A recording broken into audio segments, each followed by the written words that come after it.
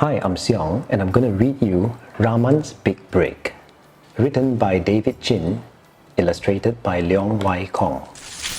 Rahman was a performer in Dean and Maimun's Grand Opera in the year 1929. His ayah Din was the director and his ibu Maimun was the Sri Panggung and the star. Together, they were co-owners of the #1 Malay opera troupe in Georgetown, Penang. Each weekend at sunset, the troupe would dazzle and entertain the audience of farmers and fishermen, miners and merchants, cooks and cleaners. When the evenings were cool, even the posh British ladies and gentlemen would come to watch the troupe perform. Tales of love to break your heart, epic adventures full of suspense and funny stories that make you laugh. And Maimun played the leading lady in every show. She was the audience's favorite star. Rahman only got to play the role of court attendant number 4. At the extra turn, Maimun sang and danced and everyone would clap.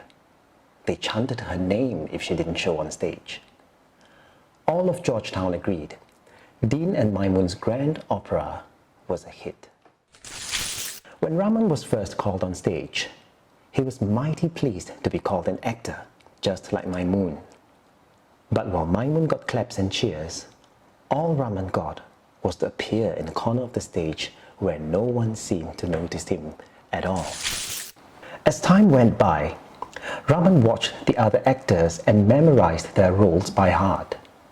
He knew how to act like every character on stage and even learned the silat moves. In time, he learned every move and every line.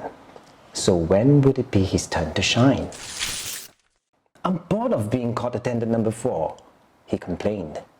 "I'm ready to show off my talents and more. I'm ready to be a star like you, Ibu." Maimun said, "Light of my world, to be a star of the Malay opera, you must learn more." But we're already the #1 opera in Georgetown. What more is there to learn?" asked Rahman. "There's a whole world, sayang," Maimun said as she tucked Rahman into bed. "Full of different and new things you didn't know before. Go out there, Rahman. Go and explore. And if you get scared that you might fail or fall, here's a secret you should recall. Ball your hand into a fist, like this. Then tell yourself that you can do it. And keep on doing it until you do it better," she said, and gave him a kiss goodnight. The next day, Rahman hopped on his bicycle to see his best friend, Ahok, the smartest boy he knew with the wisest grandpa. Ahok would know what to do. He cycled past the familiar sights and sounds of Georgetown, the of wood carvers making signboards, the smell of incense wafting from the temples, the call to prayer echoing from the mosques, until he heard a twing twing bang and a click click click click sounds that he hadn't heard before. On the street where Ahok lived was something completely different and new to his eyes and ears. There was a stage with people in painted faces and many-colored costumes, talking to each other in sing-song voices, posing in the most precise manner. There was music too, the wee sound of strings and the clashing of cymbals. "Teochew opera," Ahok explained. It came from faraway China, and the actors spoke and sang in Teochew. Suddenly, the scene changed. A battle was brewing and the actors flew into combat with sticks. "That's Kun Tao," said Ahok with a smile. "My grandpa is a Kun Tao master. Grandpa says I'm his favorite pupil." Kun Tao looked like fun, but it looked like it hurts too. Rahman wanted to learn to do this. He felt excited, but also scared at the same time. He remembered his ibu's words, balled his hand into a fist and shouted, "I'll do it anyway," which gave Ahok quite a jump. "Teach me Kun Tao, Ahok," Rahman asked Ahok. Ahok rubbed his chin and said, "Deal, but you must teach me silat too." Rahman grinned and they shook on it. On Monday morning, Rahman cycled to Ahok's shop house to learn Kun Tao, and it hurt at first. He was hit with sticks all over his arms, and once, by accident, he whacked himself in the face. Adui! It was painful, but he remembered his ibu's advice. Keep trying until you get better.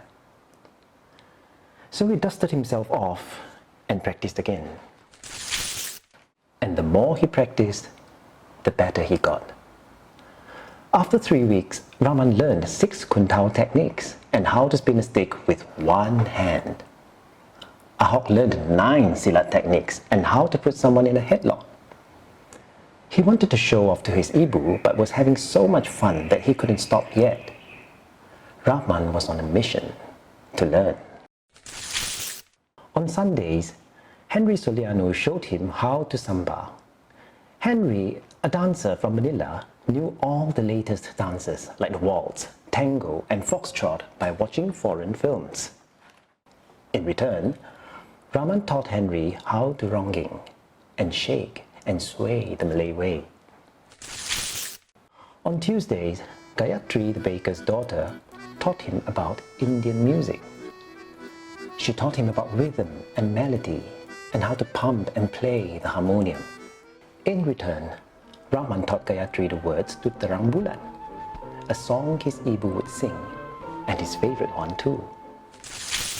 One day, his ayah Dean, the director, announced, "It's time to stage a new story, The Desert Thief of Baghdad, a thrilling tale from the Middle East. We shall need actors who can dance, sing, and fight for our new show," Dean said with a twirl of his moustache. Finally, this was Rahman's chance to shine.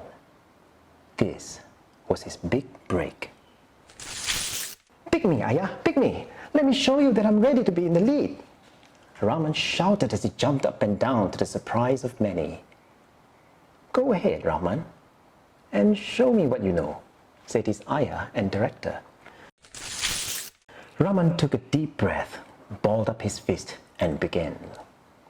He acted out all the roles he learned by watching the other actors.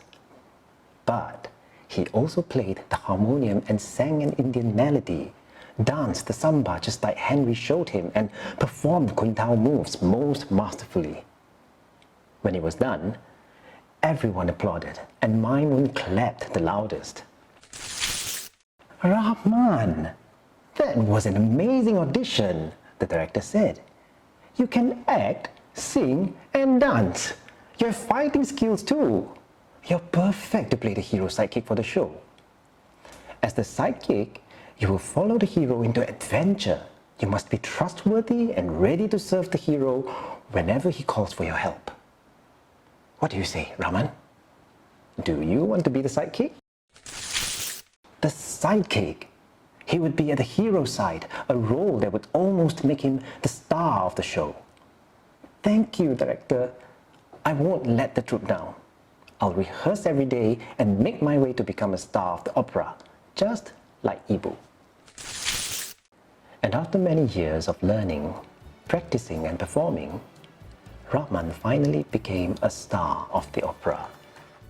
And when the bright light of the television began to outshine Malay opera, Rahman would tell his grandchildren stories about a little boy who learned how to be a star in the #1 Malay opera in all of Georgetown.